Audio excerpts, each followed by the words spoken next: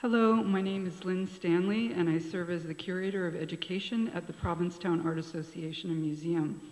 It's my pleasure to welcome you to tonight's Freddie Schiffleben Lecture, a gallery talk with the artist Elspeth Halvorsen, in conjunction with her exhibition at PAAM, An Intimate Cosmos, curated by Varujan Boghosian, and on view May 24th through July 7th, here in PAAM's Hawthorne Gallery.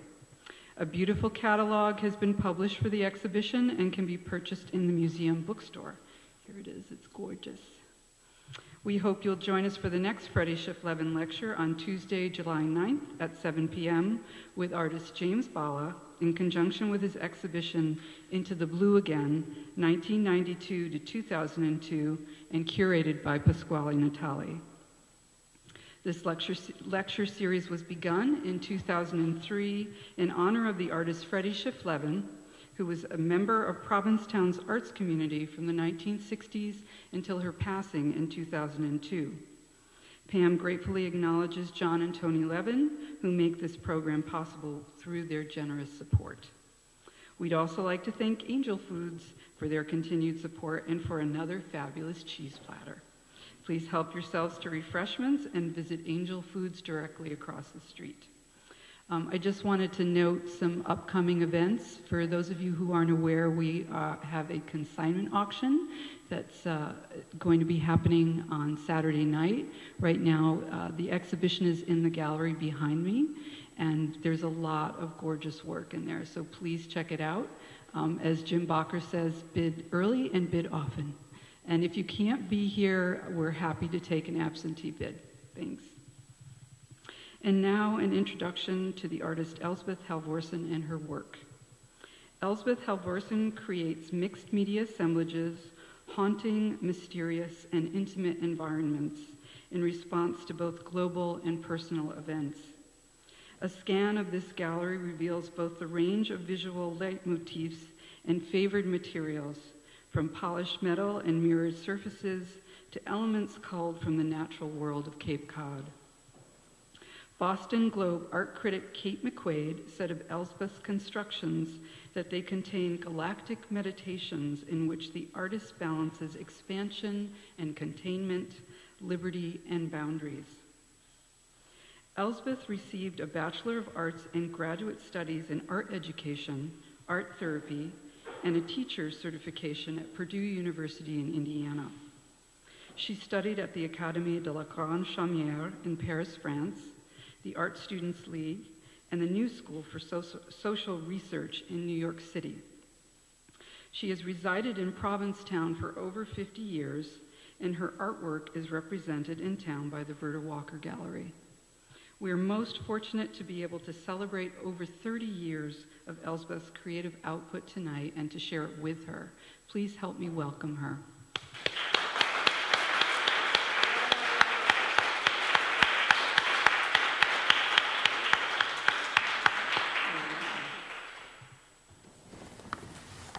I've just been asked to say a few words about what is behind my work, and I'll just start with a few things I wrote down, and then people can ask questions and we'll walk around the room.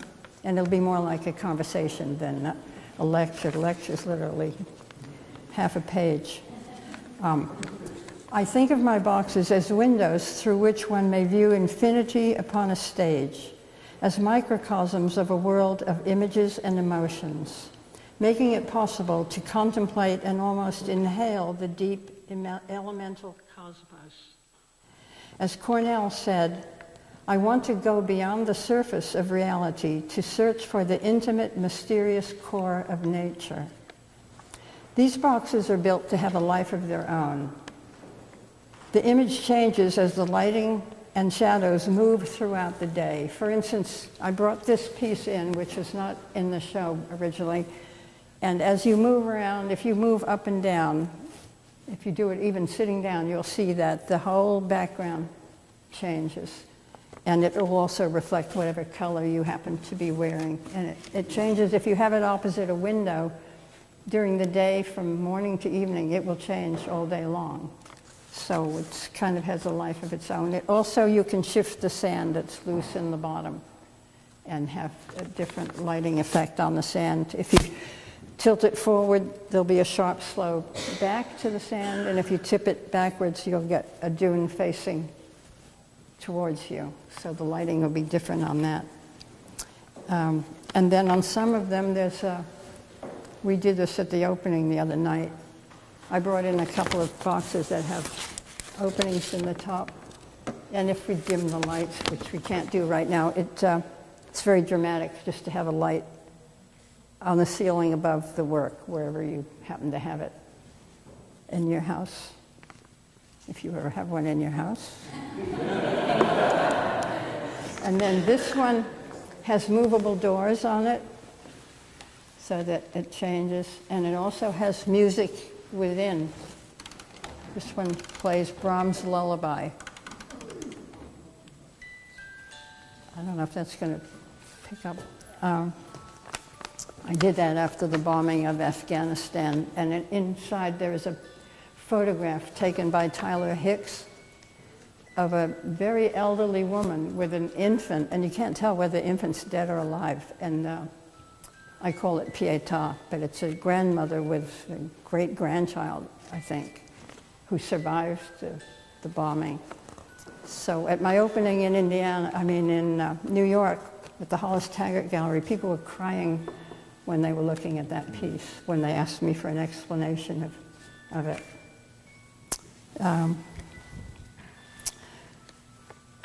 I'm trying to explain this a little more. I'm trying to use the magic of simplicity in this kind of work to express the complexity of the universe. I may be on a romantic or even a religious quest to worship and glorify the sublime beauty of the mystery, never to be solved or understood. But the search is the essence of the quest, and if it were ever understood, it would cease to exist. So, nobody knows where we came from or where we're going, and that's the mystery, and that's sort of what my work is about. So in conclusion, I really am saying that we can only comprehend with awe. And so I hope you're in awe as you look around the room. And so now I'm ready to take any questions, but I'd like to sort of walk around as we do that so that I'm not the focus of attention anymore. Thank you. And if you have any questions I can't answer, my daughter will answer them for you. Tabitha. Lighting the show? What did you say? Were you directly involved in lighting the show? In lighting it? The lighting. Well, I asked Jim and Peter and people who were lighting it to try and have it as far as directly above as it could be. And I think the shadows create some, I guess I could call them tricks. I don't think I should call them tricks, something else, effects. Well, that long one over there, the vertical one, I was walking by it the other day, and I was trying to figure out how that hanging ball projected a circular shadow with a hole in the middle of it, and then I realized you had painted this one? Yeah, that you had painted that on the background, and then I saw Oh, yeah. the other. Well, there's a little trompe-l'oeil in this thing, too. Yeah. Which I think is a great part of some Yeah. of the work. Yeah, these are loose. You see, they move. So this has to be hung straight, or the pendulums won't be straight. So, Let's go get down. so we can walk around if you Do you want me to get up and sort of Yeah. follow you around? Okay. Where do we want to start? Do you want to start on this side of the room? Okay. Yeah. I got that one crooked. Elspeth, I know you work in a lot of different media. How long have you been doing the boxes? I started doing boxes in 1968, a long time ago. I was painting before that, and then I got into photography, and then I got into ceramic sculpture. And then I saw someone was doing a box just as an experiment. It wasn't even an artist. It was an art historian, actually. And I just thought, here's a whole new way of working. I hadn't even heard of Cornell. And then my husband, who's an art historian, said, well, you should see Cornell, you know, and I realized that this was a whole new way of working. And I've been doing it ever since. So. And it's all represented in all these boxes, all your other talents kind of merged. Yeah, I've had some early ones. I used photography and sculpture and painting, as well as the construction work. Do you build all the boxes? Tabitha has a picture of one of the... Actually, in response to that question, Mom picked out some photographs. One is one of her early photographs of the gravel pits in Indiana. It was an old farm that she used to photograph, and then it was eventually turned into sort of strip mining, gravel.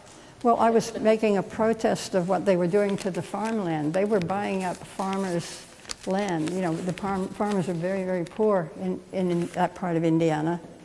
And they were strip mining it, destroying the land and selling the gravel.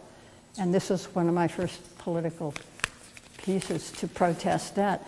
And I didn't realize until recently that it echoes what I'm doing with the sand now. I mean, you know, forming it into these symmetrical shapes. But these are glorified. These are to glorify things. That's not a political one, but that is. But the use of sand, and then also the symmetry and things. There's a lot of things in here that are sort of recapitulated in the later work, and then the transitional piece. Then I got into. It's hard to see, but that's sand glued into the. Yeah, that's one of my early sand pieces in Indiana, and then I got much more into sand when we lived here year-round.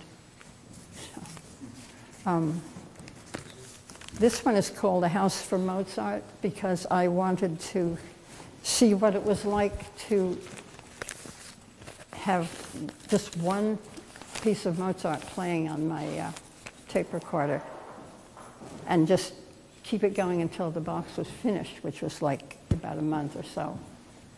And that, to see how that would influence the piece. You chose one piece? Yeah. Which The one? Marriage of Figaro.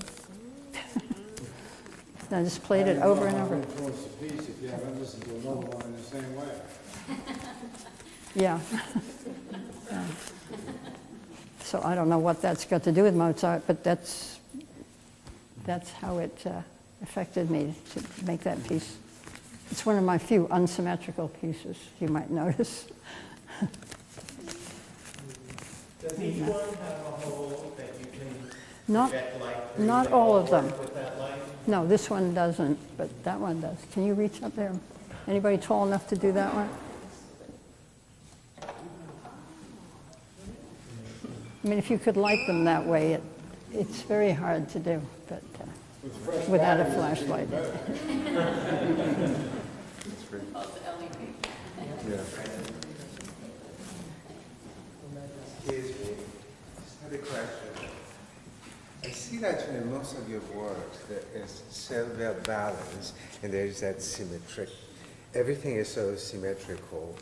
Do you ever welcome any kind of like elements that would kind of like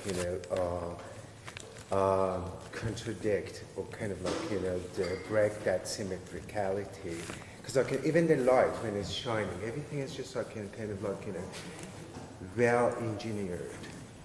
It's but hardly to see anything that would kind of like really contradict that.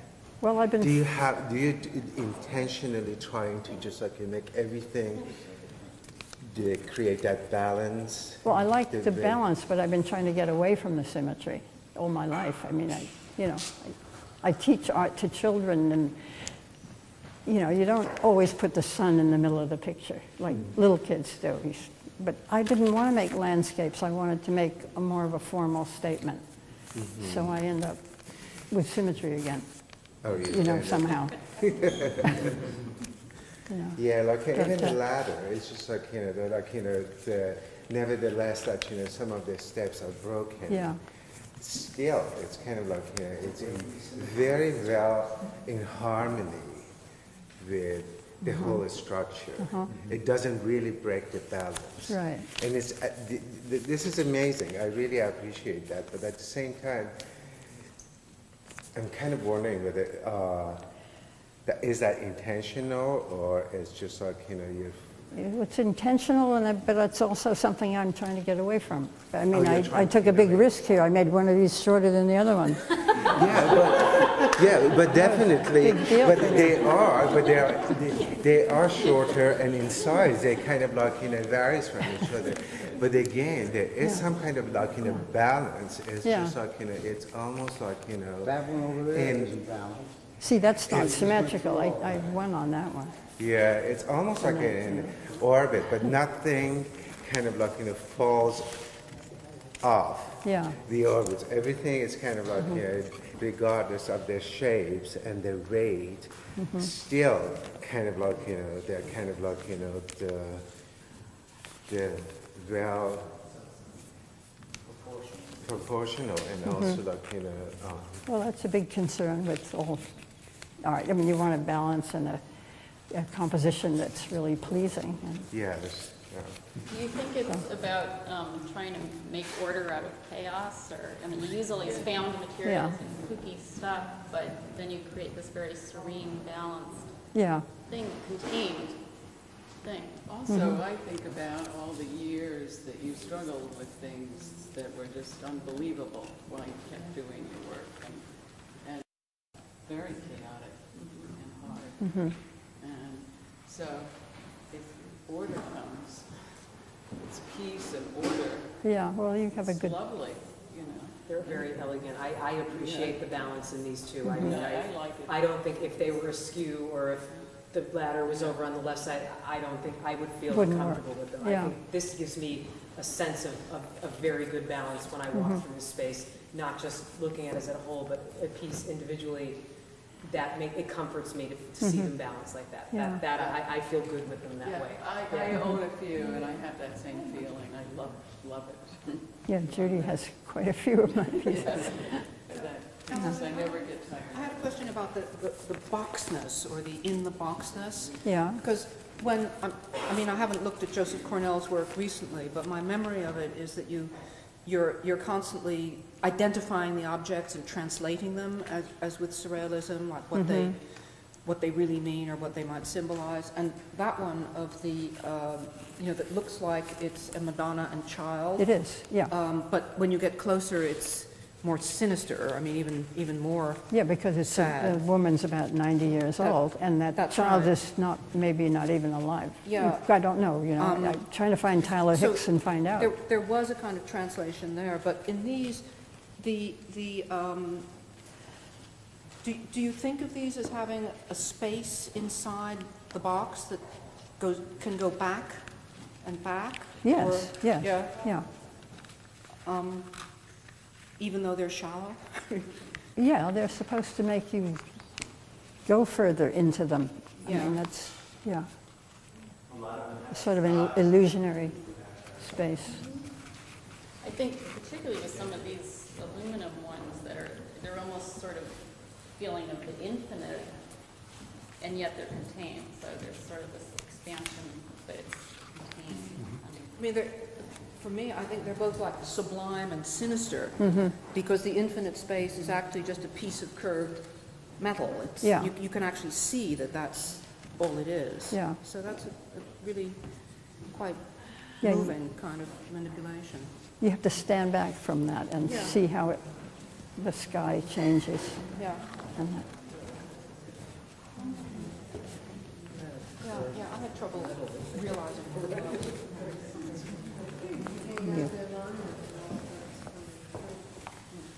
When you begin making a new box, what's the first step?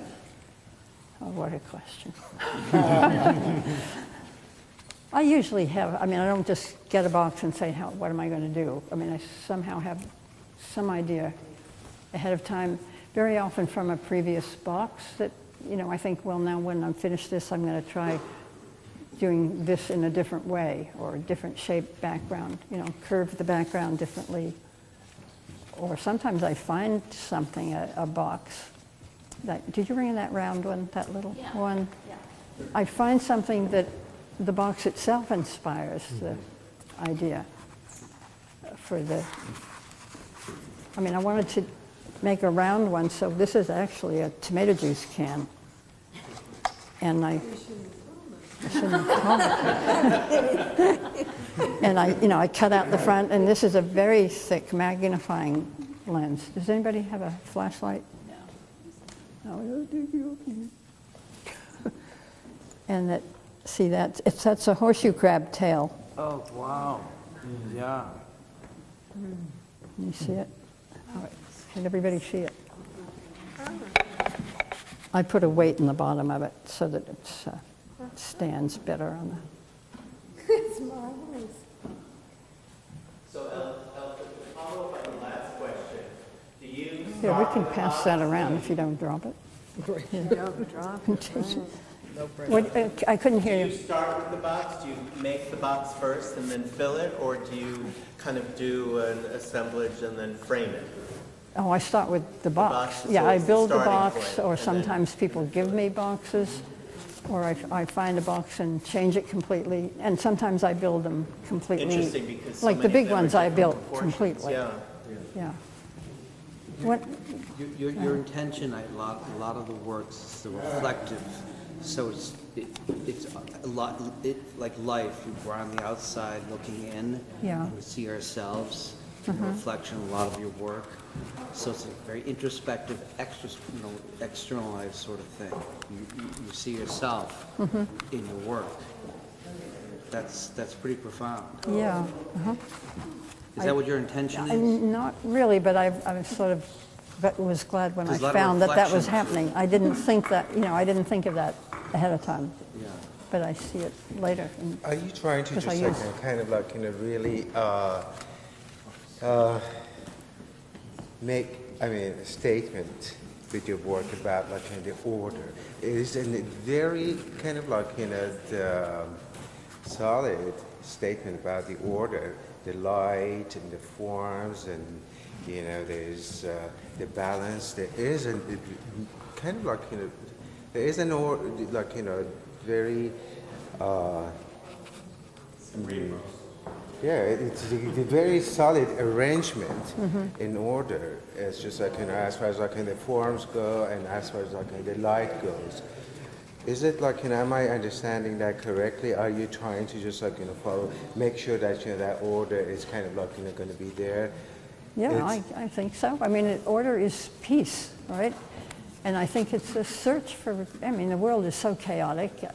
Everything's chaotic. I've had a lot of, I took care of my mother who was 99 and couldn't see, and my husband had a lot of trouble in his older years.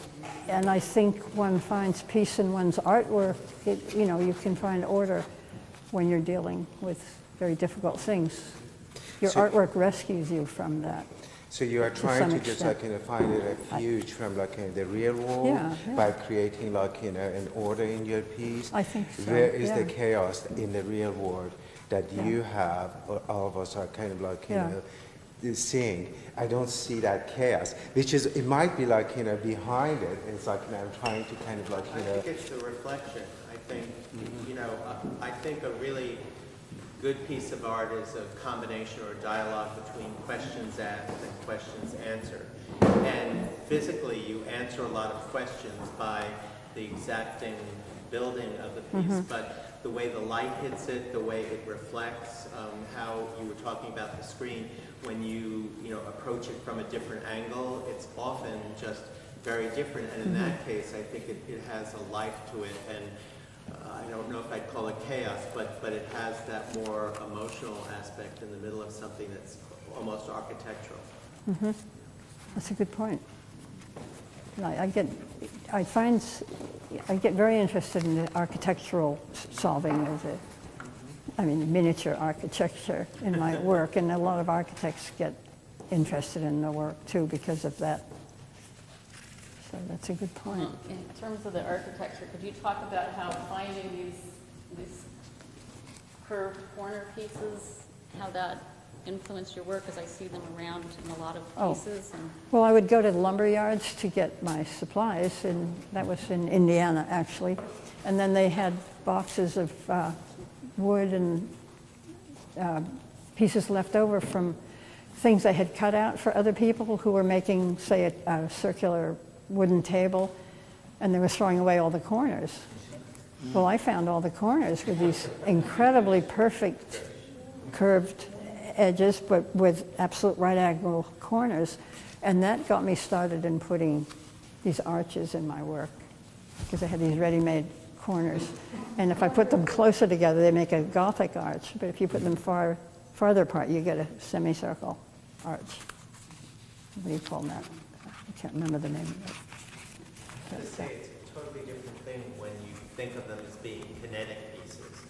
You know, you went and boldly pulled that off the wall and it moved. I don't think anybody looking at it would do that. But I have to say that you know, I wish there was a way to incorporate the light and movement somehow in it. I don't have any idea how you would do that. But it's such a part of, you know, and it's also what you're talking about, the chaos. I think they're very static, but they're actually not static because they're moving and the light reflection is strong. And you know, maybe they each deserve their own flashlight and you just have to have lots of batteries. You know? That's an idea. Yeah. I had a couple of pieces, they're not here, that are on pedestals that have a turntable so that they do turn, and they have to be made so that all four sides and the roof are interesting. So it's different. I visited your work earlier this afternoon, and you know, I realized that, you know, all these, like, you know, very architectural, solid structures. But in the one of the reasons that I brought up the question about, like, you know, where is the chaos of this, like, you know, where does it hide? I usually see my artwork like in chaos, and but these were very inspiring to me, and I thought that, you know, yeah, I like to come here sometimes just so I can sit down and do some sketches. Oh, that would be nice. You know, use that structure, the world that you have created inside the box.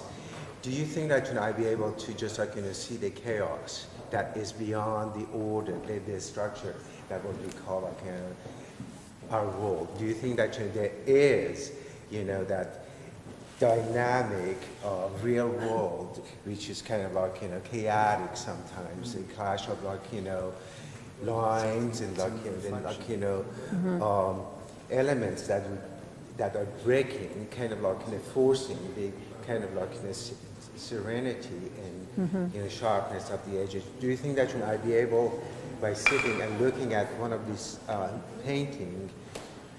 one of these structures, I'd be able to see that, extract some of those? To find if you do, I'd like to see it. I don't know. I mean, well, do you think actually there was, when you were building it, were you seeing that? Was there anything from the real world, as you said, that, you know, the real world of your personal world, like, you know, your mother's, you know, illness, whatever?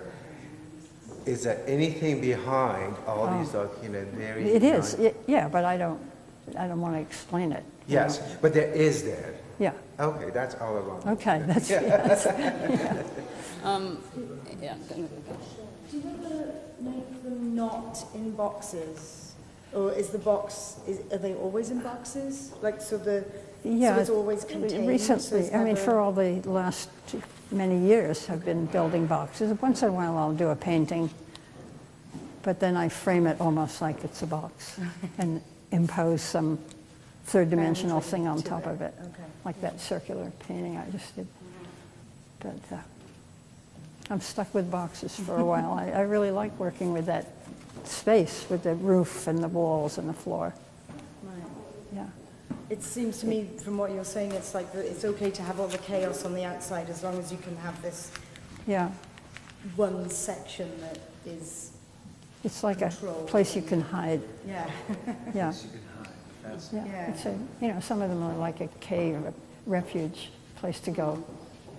Like that one. That one's called Coming Home, for instance. Fabulous. Can we look at the other side of the Sure. of the room? Yeah. I'm enjoying, you know, hearing you talk about this. God, this is exhausting. I know.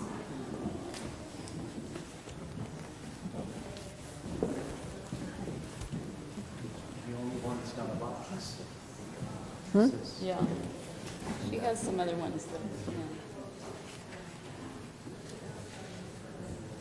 But, you know, to me, they almost seem sort of like mandalas or something, that they're sort of meditative, and you can, I don't think they seem contained but not cave-like. I think they're luminous and reflective. Yeah, I think of them more as windows than cages, or a window or a stage, you know, to honor or present or to worship nature or the universe. I mean, I hate to be so grandiose, but I mean, it is about some of these are about the outer space. Right. Yeah. They pull you in to see beyond. What did you say? I don't feel the containment so much as the pulling in and the investigation of the world that's in there. Yeah. Yeah, you get beyond the periphery. And just right in. I love it. I also love that even though we have this flashlights all around, a lot of them have an inner light that I think everyone's looking for. You know, there's a light source in them, and that's wonderful because everyone's going, where is that coming from? Like this one has the iridescence in it as you walk by, it catches you and then it's gone. And I've been looking at it for 20 minutes and I can't find it.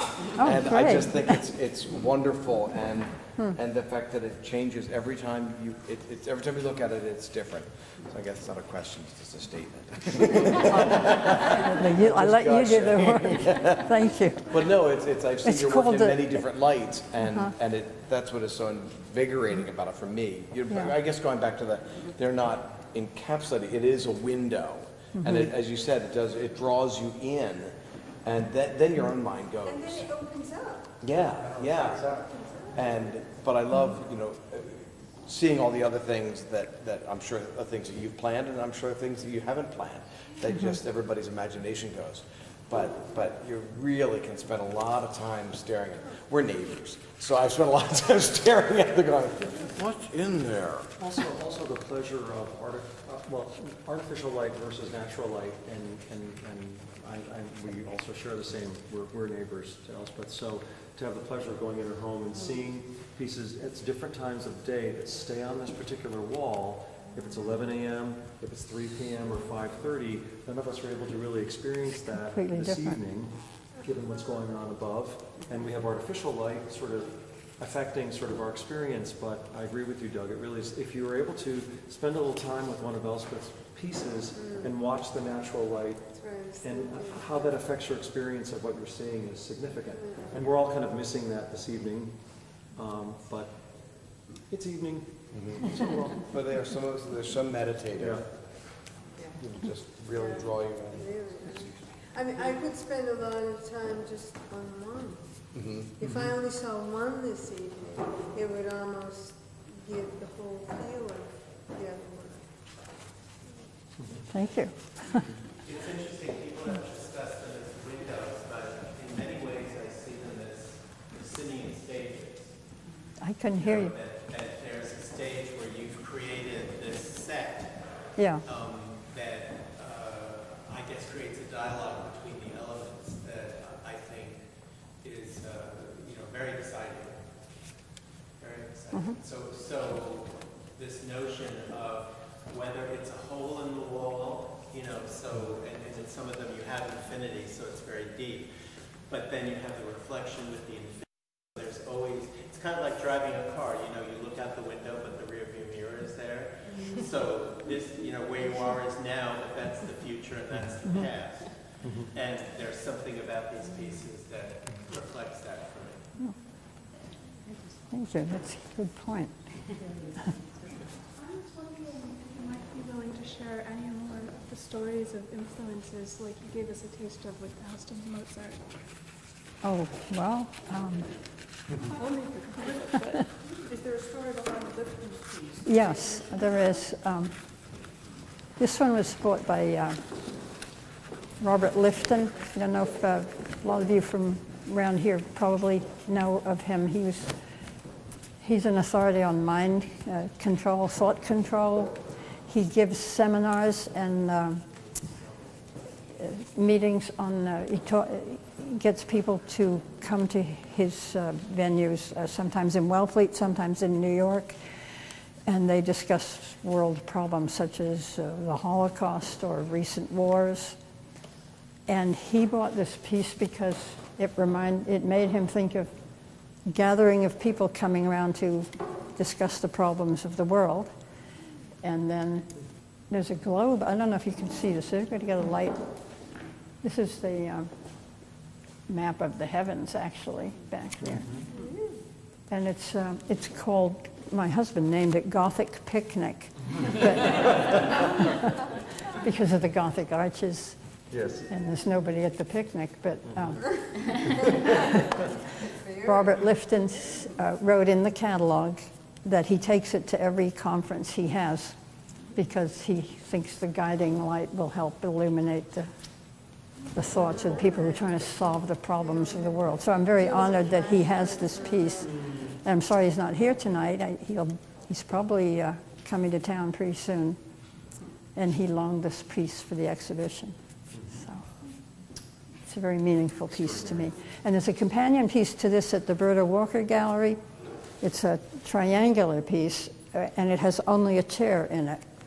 And it's called A Witness. So it really should be with this piece, but it's at Berta's. So you can go over there and see that show too. So, and what's this one's? Daughters of the Moon. I did a series of pieces called Daughters of the Moon, and 2 of them have sold, so there are only 2 left. One's over there and one's here. And it's just in reference to my kids, one of whom is here. I think when... Ascension or descension? Depends on the day. They were always climbing ladders and swings appear in a lot of my work because of memories of the childhood. All the time, so it does appear that it sort of breaks the box. Yeah. Yeah, I have the ladder going through so that, you know, the sky's not the limit. You can go right through. Keep going. No bad feeling. Well, actually, there is a bad feeling. Stare at some of your pieces for a long time and lose yourself. Yeah. What else? I was also wondering what other pieces have kinetic elements that we might not know of just looking at them and being afraid to touch them ourselves. Well, most of them are stable. I mean, the one with the movable sand is one it could barely be called kinetic to some extent. You want to go? Some of them have swings. You want me to try to move this? Well, get somebody to help you. You want to take the other end of it?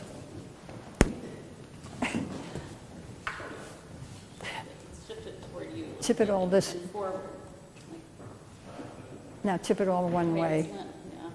Well, let's get, yeah, like that. There. You have to tip it quite a lot to make Oh, it work. I guess you do, yeah. But I get the idea. Well, you didn't do much that time. All right, more toward you. One of you tip it, the other one go down. There you go.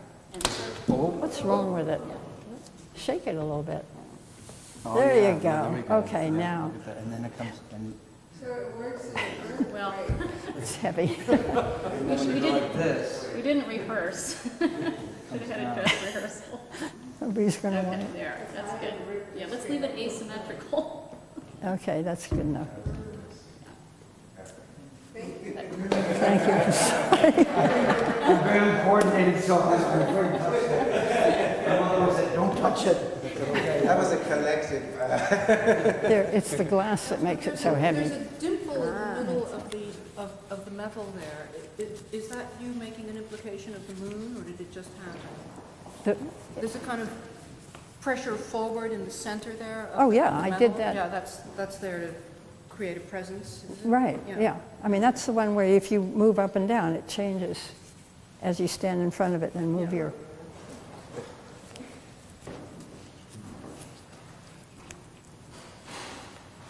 When I just started working with metal, I had the sheet of metal is exactly 2 by 3 feet. And I held the metal and suddenly realized it made this incredible noise. When you shook it, it sounded like thunder. And I enjoyed that for a minute, you know. I said, well, but how can I put that in the work, you know? And then I held it in front of the mirror and did that. And that's when I discovered that it made a horizon line as soon as it was bent a certain way. And that started a whole series of this kind of box. And then I would have a perfect bend from top to bottom and have a absolutely straight horizon line. And then, as you mentioned on this one, I pressured it a little bit from the back to get that wavy effect in it. So it was, the material itself is doing the work. Once you discover how to use it. And it's the same with any art supplies. You make them do what you want, but they're doing the work. So. And sometimes you burnish the aluminum. Sometimes well, this one, yeah, this one's called Time and Silence. And these, again, are loose. You know, they shake. But I put strips of masking tape and then burnished it with steel wool. Or to get different effects, I'd burnish it with something else, like, you know, Ajax or something like that. So you get a different effect depending on what you burnish it with. You get very fine sandpaper, or steel wool, or just Ajax or toothpaste or something. And you get a completely different tone to the metal. And do you have a bunch of scrap pieces that you practice on till you Oh, decide yeah. how you want to, Yeah. to look? Okay. Yeah. Right. You should see my studio. It's just littered with stuff like that. It's not all symmetrical like No. these. No. No. We haven't talked, or you haven't talked about color. Do I have what? Color, talked about color, and I see that there are a couple of, you know, yellow moments, warms, I guess. Yeah, once.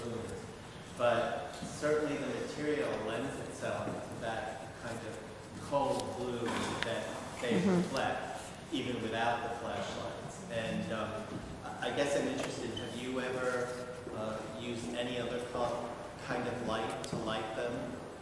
Because the blue goes so well with the silver. I mean, I think of this as a blue room, actually, a blue and silver room.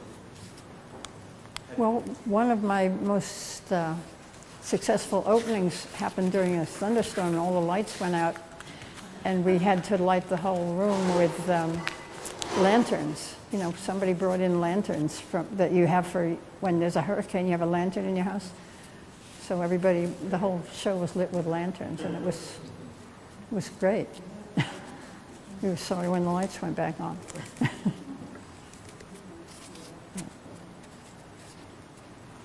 So I don't know if... But they are pretty monochrome. I mean, do you want to say something about the... Well, I just like the subtlety of the monochrome, so I don't want to interfere with it. You know, I try to make it as subtle as possible, but bring out everything that it can have on its own. And then once in a while I use it, you know, that August moon, some of them. Do you usually start your work just like, you know, you said I guess with a box, am I correct? Yes. I understood that correctly. So do you ever use like some kind of blueprint, like, you know, kind of like, you know, some sketch, an idea that would be kind of like, you know, executed through like, you know, two-dimensional, just like, you know, you drawing and then just like, you know. Oh yeah, I often do sketches before I work, yeah. So the box is coming after. Sometimes, yeah. Yes, we haven't had enough rain. Raining. So I know most of these are like 20, even 30 years old. Do you still make them, or? Oh, I'm working all the time. Yeah. Yeah. But this style. No, these are all boxes? from the 80s and Right. 90s. Okay. But that one on the far wall Yeah. down there is recent, and the monument on that Okay. far wall are the most recent So you ones. still do But the man who curated, constructions. Boghosian, just liked He this just went for these, period. okay. He went for this. So that's what we have. Interesting.